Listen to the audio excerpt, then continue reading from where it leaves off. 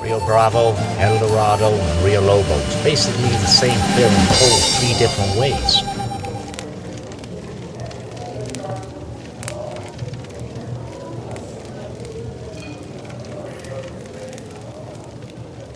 Only they not really. To call 1959's Rio Bravo, 1966's Eldorado, and 1970's Rio Lobo, the same film told three times, is unfair. Although each films do share similarities of plot and characters, and they are these days considered somewhat of a loose trilogy. Now, a valid argument can be made for Rio Bravo, the first in the sequence, and Eldorado, the second, being this exactly same film shot at different times with different actors. That argument is valid, but Rio Lobo, which is the last film in the sequence, which came out in 1970, although it shares many of the similarities as similar types of characters, and our heroes barricading themselves into a jail to await the arrival of the US Marshal while they're under siege from the bad guys, is something that all three films have in common. There is enough differences in Rio Lobo to make it a different movie. By far the most interesting of the three is Rio Bravo, the 1959 original, starring John Wayne, Dean Martin, Ricky Nelson, Walter Brennan, the always lovable Walter Brennan, and Angie Dickinson.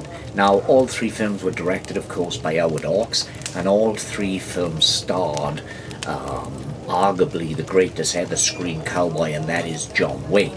Now, Rio Bravo, as I say, is the most interesting. Howard Hawks claimed that he made Rio Bravo in response to High Noon, as he didn't like the fact that High Noon featured a sheriff, of course, played by Gary Cooper, who was running for help, pleading with the townsfolk to help him before the bad guys got into town. And so Hawks claimed that Rio Bravo was his answer to High Noon. Now, John Wayne went as far as to call High Noon anti-American. A whole city of people that have come across the plains and suffered all kinds of hardships are suddenly afraid to help out a sheriff because three men are coming into town that are tough. Now he goes to them and pleads them, and he goes into the church, and for some reason the women are all sitting on one side of the church and the men are sitting all on the other side of the church, and he pleads his case. And the men say, no, no, no, and the women get up and say, you're yellow, you're cowards. I don't think that ever happens in the United States. Then at the end of the picture, he took the United States Marshal badge, threw it down, stepped on it, and walked off.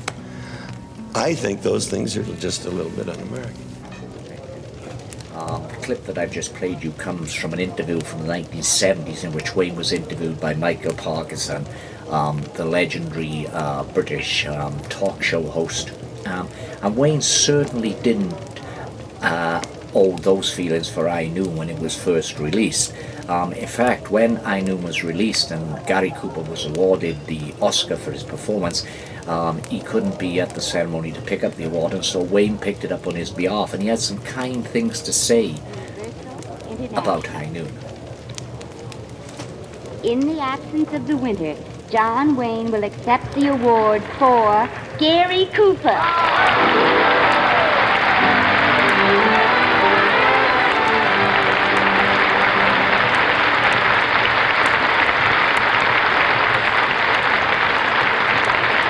Ladies and gentlemen, I'm glad to see that they're giving this to a man who is not only most deserving, but has conducted himself throughout his years in our business in a manner that we can all be proud of him. Coop and I have been friends hunting and fishing for more years than I like to remember. He's one of the nicest fellows I know. I don't know anybody any nicer. And our kinship goes further than that friendship, because we both fell off our horses into pictures together. Now that I'm through being such a good sport, spouted all this good sportsmanship, I'm going to go back and find my business manager, an agent, producer, and 3 name writer, and find out why I didn't get High Noon instead of Cooper. A terror-stricken town left him to face 4 killers, single-handed.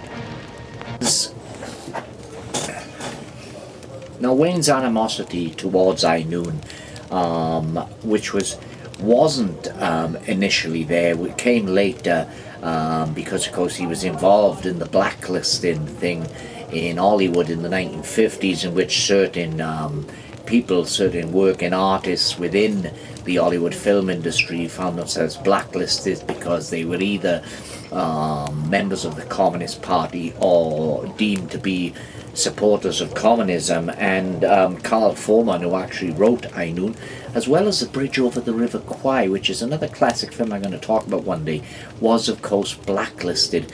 But I've never had a problem with separating John Wayne from his politics and from his art, because John Wayne is probably one of my favourite ever Western actors, and although my politics and his politics certainly wouldn't meet, I have no problem separating his politics from his work. So that's enough said about that. But let's get on to Rio Bravo. Now, right at the beginning of Rio Bravo, there's an effective scene with very little dialogue in which Wayne's character arrests Joe Burdett, played by the always reliable Claude Atkins, for a murder.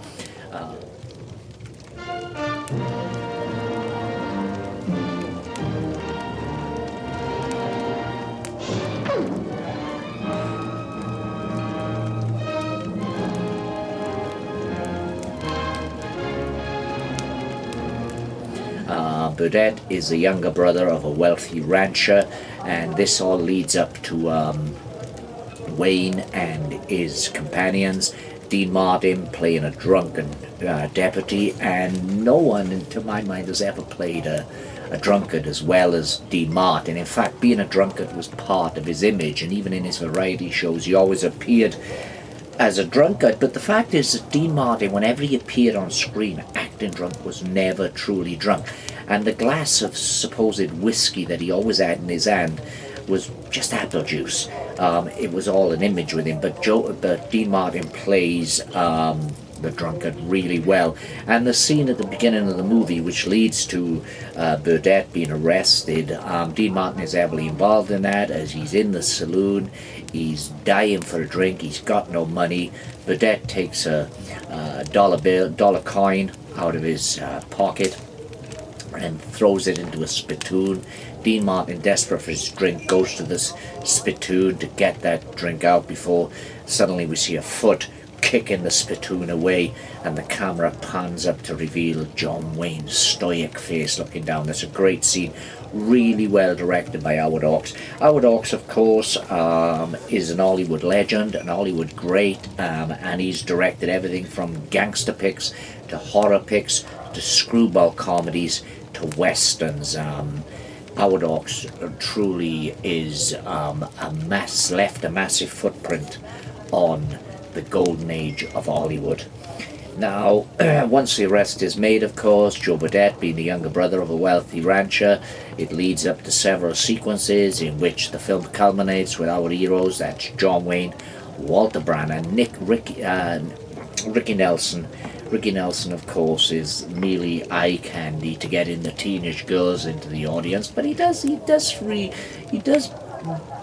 put up a good show.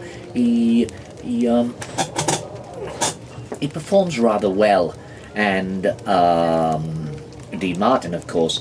And there's that wonderful scene towards the latter quarter of the film where Dean Martin is laying back, lazily lounging in the prison, in the jail. Ricky Nelson starts strumming. Dean Martin starts singing, and Ricky Nelson starts strumming along to his guitar. That's a brilliant scene. And of course, the film ends with a wonderful.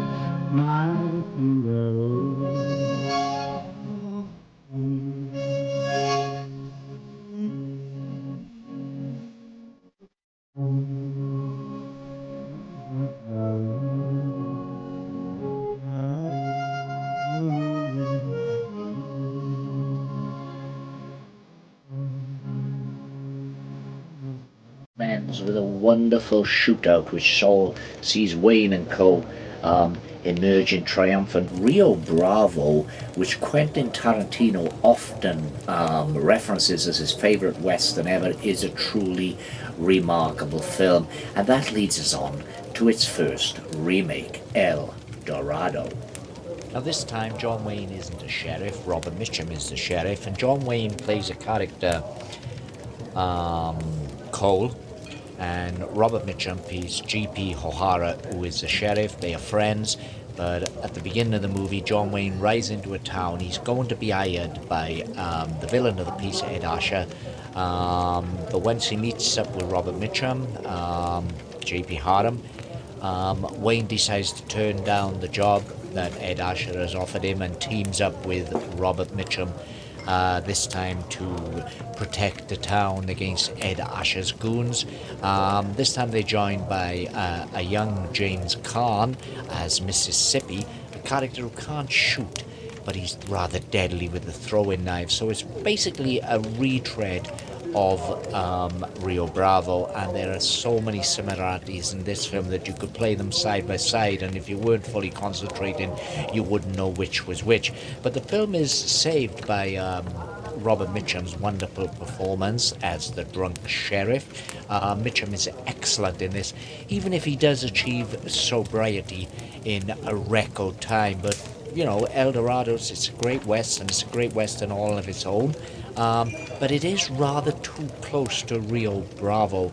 Surely Orks and Wayne realized they were making the same movie again, but maybe they didn't care because it's so good they made it twice.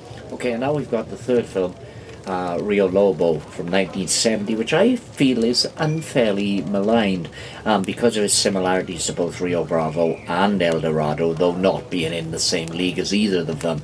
The similarities are, of course, the character traits, you know, Wayne and his sidekicks, and also the fact that they hole themselves up in a town jail at the end, towards the end of the movie, to await the arrival of the U.S. Marshals, which will help them fight off all the bad guys. But other than that, that's it for the similarities. Now, the film opens with a wonderful train robbery sequence, which is probably the finest action sequence Howard Hawks ever put to film.